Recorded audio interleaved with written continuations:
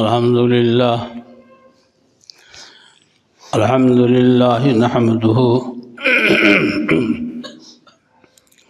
ونستعينه ونستغفره ونؤمن به ونتوكل عليه ونعوذ بالله من شرور أنفسنا ومن سيئات أعمالنا من يهده الله فلا مضل له ومن يضلله فلا هادي له وأشهد أن لا إله إلا الله وأشهد أن محمدا عبده ورسوله صلى الله عليه وسلم وشر الأمور محدثاتها وكل محدثة بدعة وكل بدعة ضلالة وكل ضلالة في النار. أعوذ بالله السميع العليم من الشيطان الرجيم. بسم الله الرحمن الرحيم. يا أيها الذين آمنوا اتقوا الله حق تقاته ولا تموتن إلا وأنتم مسلمون.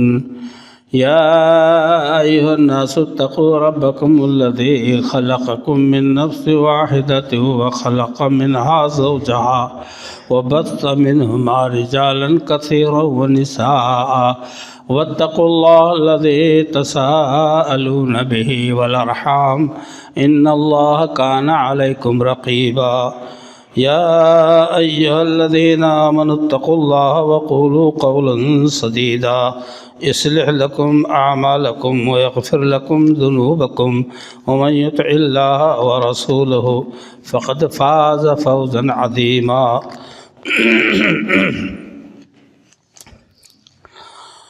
قال الله تبارك وتعالى في موضع آخر إن تجتنبوا كبائر ما تنهون عنه نكفر عنكم سيئاتكم وندخلكم مدخلا كريما. وقال تعالى في مقام آخر الذين يجتنبون كبائر الإثم والفواحش إلا اللمم إن ربك واسع المغفرة. رب کائنات کی تعریفات و توصیفات کے بعد بے شمار درود و سلام ہوں اللہ رب العالمین کے بھیجے ہوئے آخری نبی آخری پیغمبر سرور انبیاء جناب محمد الرسول اللہ صلی اللہ علیہ وسلم کی ذات گرامی پر. محترم حضرات، سورہ نساء کی 31 نمبر آیت میں نے تلاوت کی ہے پہلے، اور دوسری آیت کا ٹکڑا جو میں نے تلاوت کی ہے اس سورہ نجم کی 32ویں آیت ہے، 32 نمبر کی. یہ اتفاق ہے کہ سورہ نساء کی 31 نمبر کی اور سورہ نجم کی 32 نمبر کی آیت دونوں کا مفہوم یکساں اللہ نے کیا ہے. اللہ کا ارشاد گرامی ہے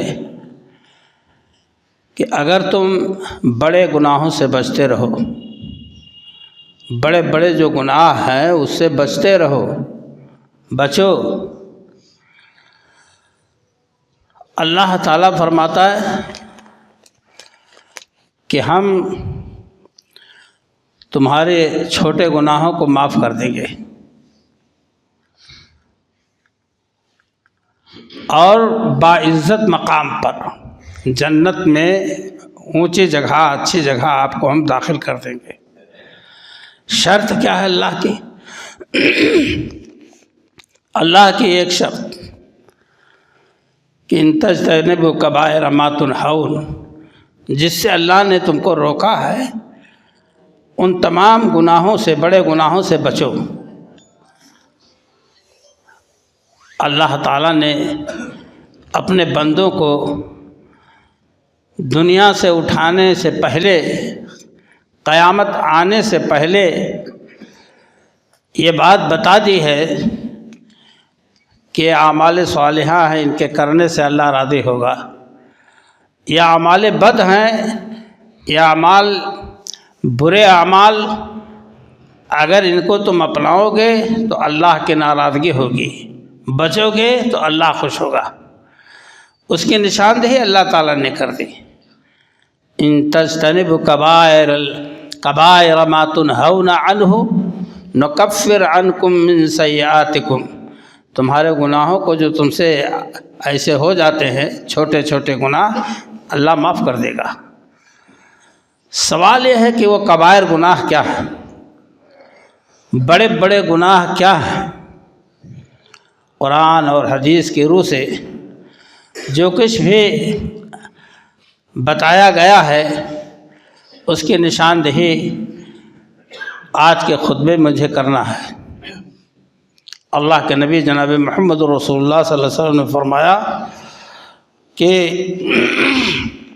جس کے راوی عبداللہ بن عمرو بن العاص رضی اللہ تعالیٰ عنہ کہتے ہیں، نبی صلی اللہ علیہ وسلم نے فرمایا الکبائر الشرک باللہ، شرک باللہ، وعقوق الوالدین، وقتل النفس، والیمین الغموس، کہ بڑے گناہ اللہ کے ساتھ شرک کرنا سب سے پہلا، اس زمین پر سب سے پہلا اور سب سے بڑا گناہ، جو سب سے بڑا گناہ اللہ کے نبی صلی اللہ علیہ وسلم نے بتایا وہ شرک ہے اللہ کے ساتھ، جو کسی بھی صورت میں معاف نہیں ہو سکتا اللہ کی بندہ توبہ کرے، ایمان لائے، اللہ سے توبہ کرے۔ جیسا کہ بار بار آپ سنتے آئے، ان الشرک لظلم عظیم، شرک بہت بڑا گناہ ہے، ظلم عظیم ہے۔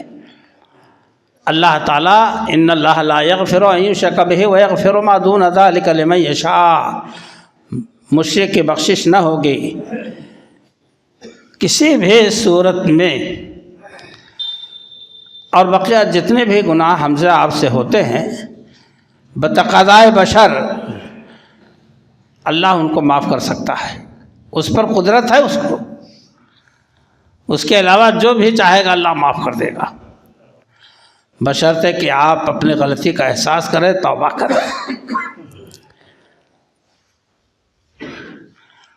اللہ کے رسول صلی اللہ علیہ وسلم فرمایا کہ حقوق الوالدین، ماں باپ کی نافرمانی کرنا، جو آج کل عام ہو گیا، جب تک شادی بیاہ نہیں،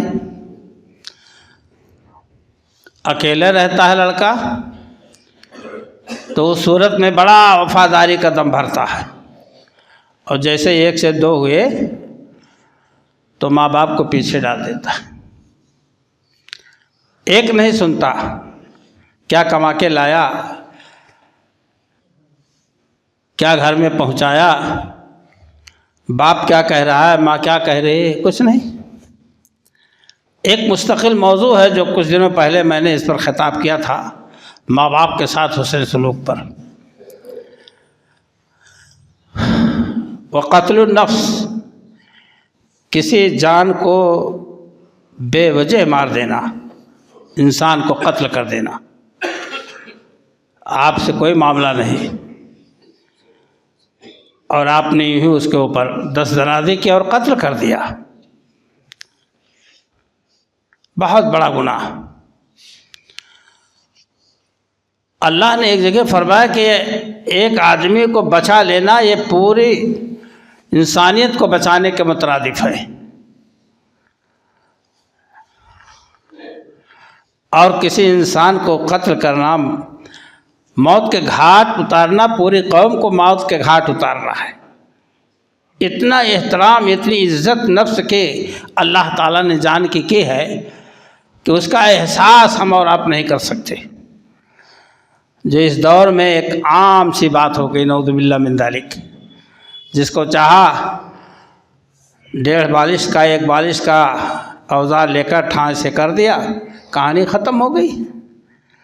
اب اس کو یہ نہیں احساس ہے کہ اس کے پیچھے ہم کو اللہ کے ہاں کیا جواب دینا ہے۔ یہ آئے دن حادثے آپ اخبارات میں تو اب زیادہ سے تو ختم ہو گیا، اب تو آپ کے ہاتھوں میں ساری خبریں رہتی ہیں۔ قتل النفس والیمین الغموس، جھوٹی قسم جسے دنیا کے رسم بنا لی گئی ہے، جھوٹی قسم۔ قسم کی 3 قسمیں ہیں، ایک لغو ہے، ایک غموس ہے، ایک معقد ہے۔ اللہ نے تینوں قسموں کا ذکر فرمایا ہے۔ لغو قسم، بار بار قسم کھا رہا ہے، کوئی کام نہیں، کوئی مطلب نہیں، زبان چھوٹتے ہی قسم۔ اس پر اللہ مواخذہ نہیں کرے گا، نہ اس پر کوئی کفارہ ہے، البتہ یہ ہے کہ یہ گناہوں میں شمار ہے، آپ کے یہ گناہ نیکیوں سے ختم ہو سکتے ہیں۔ لیکن یمین غموس، جھوٹی قسم، ایسے جھوٹی قسم کھا لیا، فلاں جگہ 50 آدمی مر گئے گر کر ڈوب کر کے، یہ جھوٹی قسم۔ اس طرح کے فلاں جہاز سمندر میں گر گیا، جھوٹی قسم۔ 2 ریل گاڑی ٹکرا گئی، جھوٹی قسم۔ کوئی مطلب نہیں، نہ آپ سے، نہ ہم سے، نہ کسی سے۔ یہ گناہ کبیرہ ہے۔ اور ایک ہے معقد، جس پر آپ نے قسم کھائی ہے نیت کر کے ارادتاً، یہ کام میں نہیں کروں گا، یا یہ کام میں کروں گا، اور قسم کھا لیا، اور آپ نے اپنے قسم کے خلاف کام کر دیا۔ قسم کھائی تھی نہ کرنے کی، آپ نے کر ڈالا، قسم ٹوٹ گیا۔ اور کرنے کی قسم کھائی تھی، نہیں کیا، قسم ٹوٹ گیا۔ اس پر کفارہ ہے، 10 مساکین او من اوسط ما تطعمون اہلیکم، جو اپنے بچوں کو کھانا کھلاتے ہو روزانہ، ایسے ہی کھانا 10 مسکینوں کو کھلائیے، یہ ڈنڈ ہے۔ او کسوتہم، یا 10 مسکینوں کو آپ کپڑا پہنا دیجئے۔ او تحریر رقبہ، ایک غلام آزاد کر دیجئے۔ اور اگر نہیں مل رہا ہے تو آپ مل نہیں رہا، یا آپ کے ساتھ ہی نہیں ہے کہ 10 مسکین کو کھانا کھلائیں یا کپڑا پہنائیں، تو اب 3 دن کے روزے رکھیں، تاکہ اس کفارے اور اس جو قسم کھائے تھے اور قسم ٹوٹ گئی ہے اس کا کفارہ ہو جائے، آپ گناہ سے بچ جائیں گے۔ حضرت انس رضی اللہ تعالیٰ عنہ کے روایت میں آتا ہے، بدلہ یمین الغموس کے بدلے آتا ہے شہادت الزور۔ آپ نے فرمایا جھوٹی قسم، جھوٹی گواہی دینا، جھوٹ بولنا، جھوٹی گواہی دینا، بک جانا پیسے روپے پر، چلو ہم گواہی دیں گے، اللہ وقول الزور۔ اسی طرح سے اللہ کے رسول نبی صلی اللہ علیہ وسلم نے اس کی وضاحت میں ارشاد فرمائے کہ اجتنبوا السبع الموبقات، 7 ہلاک کرنے والی چیزوں سے بچو۔ اصل میں یہ بات میں دہرا رہا ہوں کہ عوام الناس کو ان باتوں کا علم نہیں ہے یا احساس نہیں ہے، تو یاد دہانی پر انشاءاللہ احساس رہے گا اور یاد بھی رہے گا کہ یہ کام حرام ہے، جائز ہے، ناجائز ہے۔ تو آپ صلی اللہ علیہ وسلم نے ایک بار فرمایا کہ 7 ہلاک کرنے والی چیزوں سے بچو، یہ کبائر میں سے ہیں، گناہ کبیرہ ہے یہ۔ آپ صلی اللہ علیہ وسلم نے فرمایا کہ صحابہ نے پوچھا وما ہن یا رسول اللہ، اے اللہ کے رسول صلی اللہ علیہ وسلم وہ 7 ہلاک کرنے والی چیزیں کون ہیں؟ تو آپ صلی اللہ علیہ وسلم نے فرمایا کہ الشرک باللہ، آپ نے پہلا لفظ شرک کا نام لیا کہ شرک اللہ کے ساتھ، ذات میں، صفات میں، اس کے علم میں اور اس کے داد و دہشت میں کسی غیر اللہ کو شریک و ساجی ٹھہرانا یا عبادت کے طور پر سجدہ کرنا وغیرہ ذالک۔ اور آپ نے فرمایا کہ دوسرا ہے السحر، جادو۔ لوگ تلاشتے ہیں کہ ہے کوئی جادوگر جو ہمارے پٹیدار کو، دشمن کو ناکام کر دے، اس کی ترقی روک دے، اس کے لڑکوں اور اس کے باپ میں مار پیٹ اور لڑائی جھگڑا کرا دے۔ یہ سحر بہت خطرناک چیز اللہ کے رسول صلی اللہ علیہ وسلم پر جادو کر دیا گیا، اور جادو پڑھنے والیاں لڑکیاں تھیں، اور آپ صلی اللہ علیہ وسلم کا منہ مبارک، آپ کا بال مبارک انہیں مل گیا کہیں۔ 11 گرہیں اس بال پر لگائی انہوں نے، اور 11 مرتبہ جادو پڑھا، اور اس کو لے جا کر کے ایک کنویں میں دبوایا پتھر کے نیچے۔ آپ صلی اللہ علیہ وسلم کی ذات گرامی تبلیغ میں نہیں، دعوت و ارشاد میں نہیں، فرائض کے انجام میں نہیں، فرائض کی ادائیگی میں کوئی دقت نہیں۔ کیا اثر ہوا اس کا؟ آپ پر یہ اثر ہوا کہ آپ اگر کھانا کھائے ہیں تو فرما دیتے کہ میں میں کھانا نہیں کھایا ہوں، یا نہیں کھائے ہیں تو آپ فرما دیتے میں کھا چکا ہوں۔ اس جادو کا اثر آپ صلی اللہ علیہ وسلم پر ہوا۔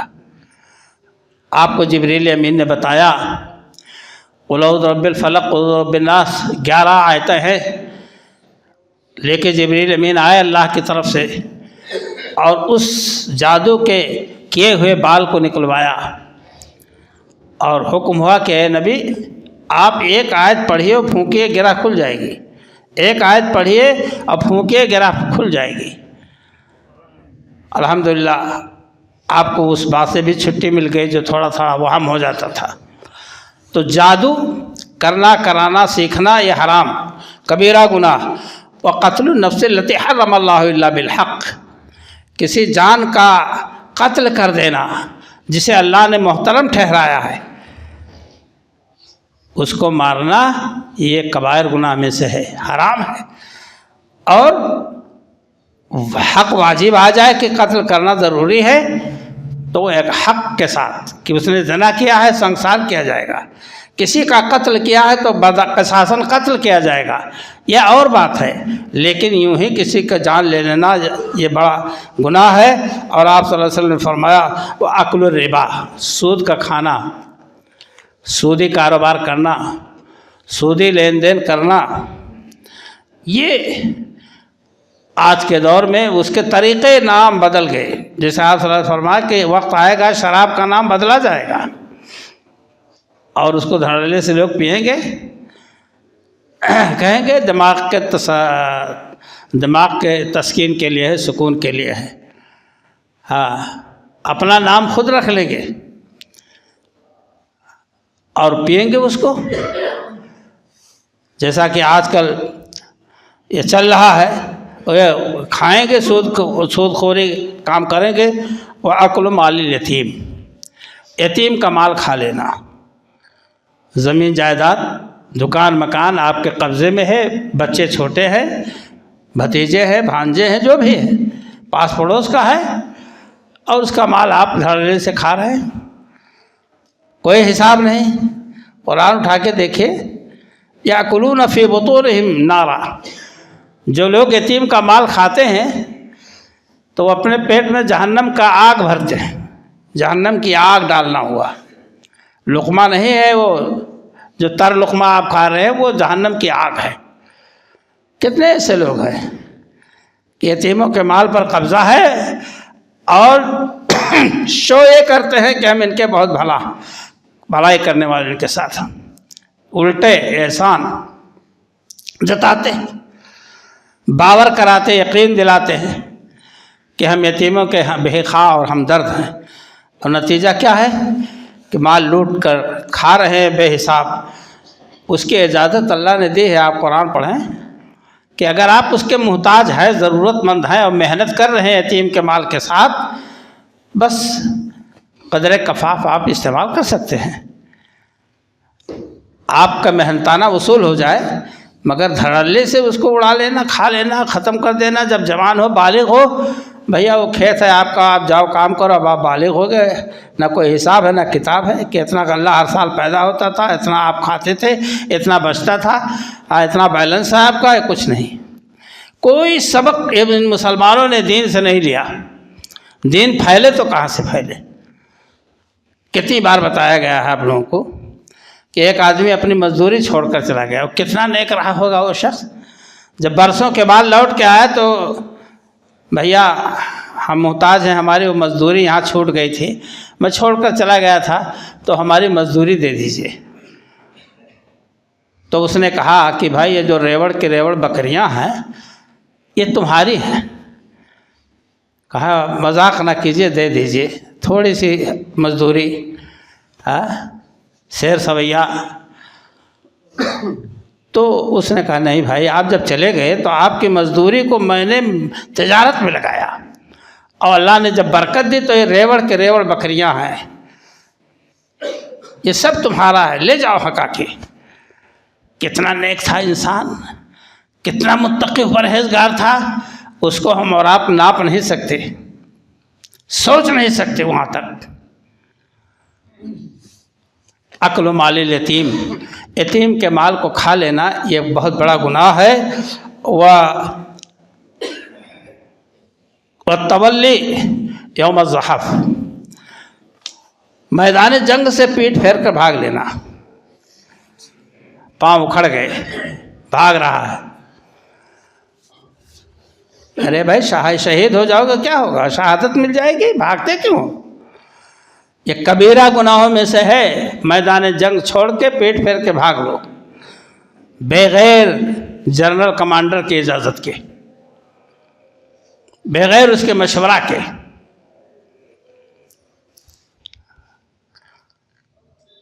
جس کا آج کل وجود ہی نہیں ہے ہمارے یہاں. پوری دنیا میں ظاہر الفساد فی البر والبحر، سمندری یا بحری اور بری ہر جگہ فساد برپا ہے، مگر اس کا نام جہاد نہیں رکھا جائے گا، اسلامی جہاد. معاف کیجیے گا. یہ اور بات ہے، جان مال کی حفاظت میں آدمی کی جان جائے تو شہید مانا جائے گا، لیکن درجہ شہادت جس کا کہتے ہیں اس سے نہیں ملے گا. وقذف المحصنات المؤمنات الغافلات، 7واں کبیرہ گناہ جو آپ نے ارشاد فرمائے، مومنہ پاک دامن، گندے کاموں سے غافل رہنے والی، بے پرواہ، پتہ ہی نہیں ان کو کیا چیز ہے ناچ گانا، کیا چیز ہے رنگ و رقص و سرور کی محفلیں، کیا ہے زنا اور کیا ہے کیا، غافلات، کچھ پتہ نہیں. حضرت عائشہ رضی اللہ عنہ پر جب افک کا معاملہ ہوا تو نبی صلی اللہ علیہ وسلم نے اپنی بعض ازواج مطہرات سے جائزہ کے طور پر پوچھا کہ عائشہ کے بارے میں کیا تم جانتی ہو؟ کہا اللہ کے رسول ہم کیا جانتے ہیں، ہم کیا بتائیں، اتنی غافل ہیں وہ آٹا گوندھ کے چھوڑ دیتے ہیں، بکری کھا کے چلی جاتی ہے، انہیں کچھ نہیں پتہ اونچ نیچ. اب ان کے بارے میں کسی برائی کی نسبت تو ہمارے بس کی بات نہیں کہ کہا جائے بلا وجہ.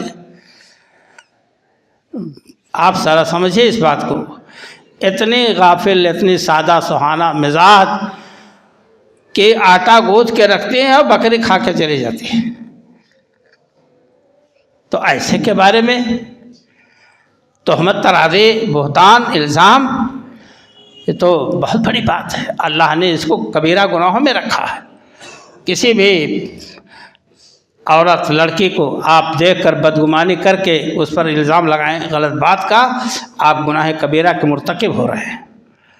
میرے دوستوں اور بھائیوں، یہ 7 علامہ حیثمی نے اور ذہبی نے کبائر گناہ کی ضخیم کتابیں تیار کی ہیں.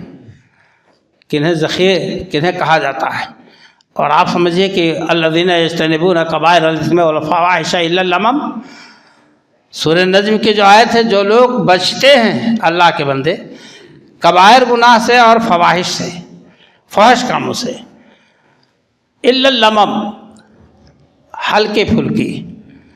لمم کہتے ہیں معمولی بہت تھوڑی سی شے کو، علم الطعام تھوڑا سا کھانا کھا لیا، علم المکان تھوڑی دیر مکان میں ٹھہر گیا۔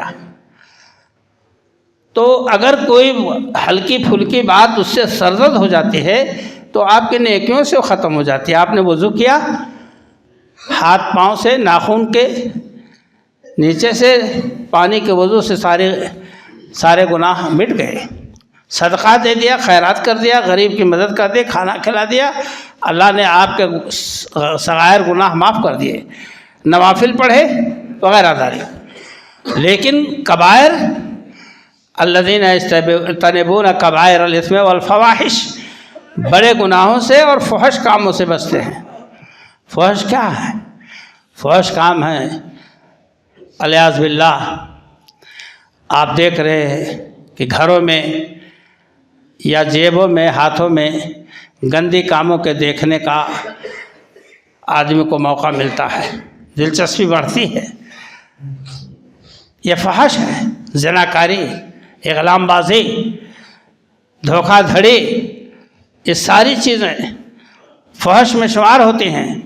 مرد و زن کا اختلاط، شادی ہو رہی ہے، عورتیں اور مرد سب ایک ساتھ گھوم ٹہل رہے ہیں، کھا پی رہے ہیں۔ ادارہ کھل گیا، مخلوط تعلیم ہوگی، بالغ لڑکے لڑکیاں سب تعلیم حاصل کریں گے یا کر رہے ہیں۔ یہ سب فواحش میں آتا ہے۔ میرے دوستوں اور بھائیوں، تحقیر، تدلیل، یہ ساری باتیں اللہ کو نہیں پسند ہیں۔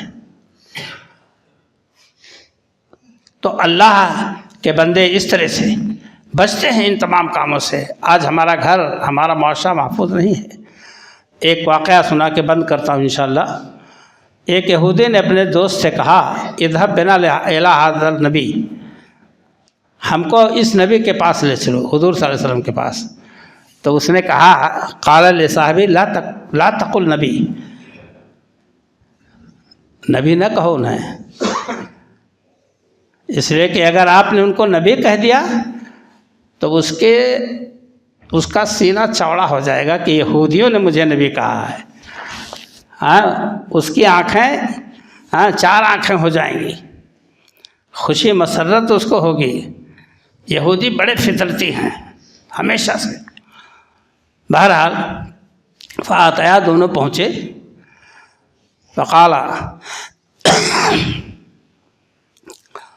فسالہ عن آیات بینات، ان دونوں نے آپ سے آیات بینات کی وضاحت چاہی کہ آپ نبی ہیں تو کھلی آیتیں کون کون سی ہیں، یعنی بڑے بڑے گناہ۔ تو آپ صلی اللہ علیہ وسلم نے فرمایا کہ تقریباً وہی بات ہے، آپ نے فرمایا کہ اللہ کے ساتھ شرک نہ کرو، اور چوری نہ کرو، زنا نہ کرو، اور کسی ایسے نفس کو، جان کو نہ مارو جسے اللہ نے محترم ٹھہرایا، اور کسی کو، بے گناہ کو بادشاہ کے پاس، حاکم کے پاس نہ لے جاؤ غلط مقدمہ کر کے تاکہ اسے قتل کرا دو۔ آپ لوگ سمجھتے جائیں، سنتے جائیں۔ ولا تسحروا، اور جادوگری نہ کرو، اور ولا تأکلوا الربا، اور سود خوری نہ کرو، ولا تقذفوا محصنۃ، کسی پاک دامن عورت پر الزام نہ لگاؤ، ولا تولوا للفرار یوم الزحف، میدان جنگ سے پیٹ پھیر کر نہ بھاگو۔ یہ آپ نے جب ارشاد فرمائے، وعلیکم خاصۃ الیہود لا تعتدوا فی السبت، اور اے یہودیوں سنو، خاص طور سے تمہارے لیے یہ بات ہے کہ تم سنیچر کے دن حد سے تجاوز کوئی کام نہ کرو جو گناہ کا سبب ہو۔ چونکہ یہودی اسرائیلی سنیچر کے دن کو وہ عزت دیتے ہیں، جو عزت آج ہم کو جمعہ میں حاصل ہے۔ تو جمعہ کو جو ہم عزت کرتے ہیں جمعہ کی، یہ یہودیوں کو دیا گیا تھا مگر انکار کر دیا۔ اس کے بعد ان دونوں نے آپ کی باتیں سنی، فقبلا یدیہ ورجلیہ، ان دونوں نے آپ کے دونوں دست مبارک کو، دونوں پاؤں کو چوما، قدمین مبارک کو چوما اور کہا انا نشہد انک رسول انک نبی، ہم گواہی دیتے ہیں کہ آپ اللہ کے نبی ہیں۔ تو آپ نے فرمایا کہ کون سی چیز ایسی ہے جو تم کو ہماری اتباع پیروی سے روکتی ہے، ایمان لانے سے؟ تو ان لوگوں نے کہا کہ ہمارے نبی داؤد علیہ السلام نے دعا کی تھی کہ اے اللہ ہماری ہی ذریت میں نبوت رہے، اور یہ نبوت چلی گئی اسماعیل کے خاندان میں، ہماری ہی ذریت میں نبی رہے، نبوت رہے۔ اور دوسری بات ہی ان تبعنا کا، اگر ہم آپ کی پیروی کرنے لگے، ایمان لے آئیں تو یہود ہمیں قتل کر دیں گے۔ غور سے سمجھیے اس بات کو۔ آج یہی ذہنیت لوگوں کے دماغ پر، دل پر کسی اور انداز میں چھایا ہوا ہے کہ اگر ہم قرآن سنت کو اپنا لیں گے تو ہماری بیٹی کی شادی، بیٹک شادی، ماحول معاشرے میں لوگ ہمیں چھوڑ دیں گے، قتل تو نہیں کریں گے لیکن چھوڑ دیں گے، اور موقع ملے گا تو مار پیٹ بھی کریں گے۔ یہ ایک ہوا ذہن پر کھڑا ہوا ہے، دماغ میں بھرا ہوا ہے، جانتے ہوئے بھی۔ جیسے یہودیوں نے کہا کہ اگر ہم آپ کی پیروی کر لیں، ایمان لے آئیں تو ہمیں یہودی قتل کر دیں گے۔ بے عین ہی یہی مثال ہمارے اور آپ کے مسلم معاشرے میں ہے۔ سینکڑوں ہزاروں لوگ جانتے ہیں قرآن و سنت کی تعلیم کو کہ یہ جائز ہے یا ناجائز ہے، یہ حرام ہے یا حلال ہے، اس کا وجود شریعت میں ہے ہی نہیں، لیکن پھر بھی کیا جاتا ہے۔ تو کیوں کیا جاتا ہے؟ باپ دادا کرتے آئے ہیں، ہم چھوڑ دیں گے تو لوگ ہم پر کیا کہیں گے؟ طعن تشنیع کریں گے۔ جب ابو طالب کے انتقال کا وقت ہوا، آپ کو خبر دی گئی، آپ تشریف فرما ہوئے چارپائی کے پاس یا چارپائی پر آپ بیٹھے، کہا چچا قل لا الہ الا اللہ وحاجک عند اللہ، چچا جان لا الہ الا اللہ خالی کہہ لو، بس میں اللہ سے نپٹ لوں گا۔ اور ابو جہل، عقبہ بن ابی معیط، سرداران قریش سے بیٹھے ہوئے ہیں سرحانے، اور کہتے ہیں کہ اراغب ان ملت عبد المطلب، ارے ابو طالب تم عبد المطلب کے دین سے پھر جاؤ گے اس آخری وقت میں، اور یہ جو ہے کالا دھبا لے کر دنیا سے جاؤ گے کہ چچا بھتیجے کے دین پر مرا؟ ایسی شیطانیت کی بات غیرت دلائی کہ چچا ابو طالب نے کہا اخترت النار علی النار، مجھے جہنم گوارا ہے، قومی شرمندگی غیرت نہیں گوارا ہے۔ میرے دوست اور بھائیوں، یہی وہ چیز حائل ہے ہمارے آپ کے بیچ میں جو سنت صحیحہ پر، عقیدہ صحیحہ پر ہم کو اور آپ کو آنے نہیں دیتا۔ ہمارے باپ دادا ایسے تھے، کرتے آ رہے ہیں، ہم بھی کریں گے۔ وہ بخشے جائیں گے تو ہم بھی بخشے جائیں گے، وہ جائیں گے جہاں ہم بھی جائیں گے۔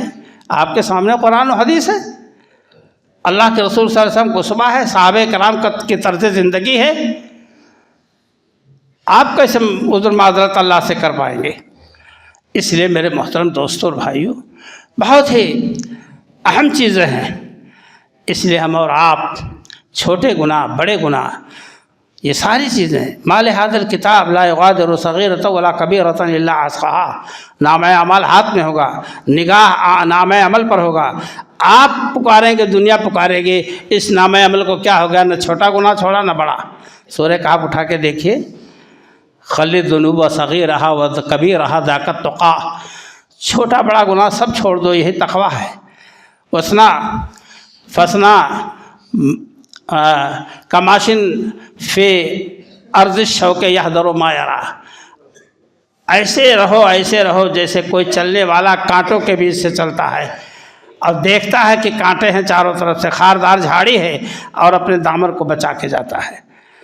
لا تحقرن صغیرۃ ان الجبال من الحصا، تم کسی گناہ کو چھوٹا نہ سمجھو، حقیر نہ جانو۔ بڑا بڑا پہاڑ، بڑے بڑے پہاڑ چھوٹے چھوٹے ذرات سے مرتب کیے گئے ہیں۔ آپ سمجھ لیجئے اس بات سے، بار بار صغیرہ گناہ کا ارتکاب کبیرہ میں شمار ہوتا ہے۔ اللہ تعالیٰ سے دعا ہے کہ اللہ رب العالمین ہم تمام لوگوں کو 7 ہلاک کرنے والی چیزوں سے محفوظ رکھے، اور اللہ کے رسول صلی اللہ علیہ وسلم کے بتائے ہوئے طریقہ کار پر زندگی گزارنے کی توفیق عطا فرمائے۔ جو بھی کوئی بیمار ہیں اللہ ان کی بیماری کو شفا میں تبدیل فرما دے۔ جو بھی کہیں پریشان حال ہیں ہمارے مسلمان بھائی، اللہ ان کی پریشانیوں کو دور فرما دے۔ یہ موسم سرما جو شدت اختیار کیے ہوئے ہے، بوڑھے جوان اور بیمار یہ سارے اور بچے، یہ سب جو پریشان ہیں، اللہ اس پریشانی کو دور فرما دے اور بہترین موسم ہم لوگوں کو عطا فرما۔ آمین، تقبل یا رب العالمین۔ صلی اللہ تعالی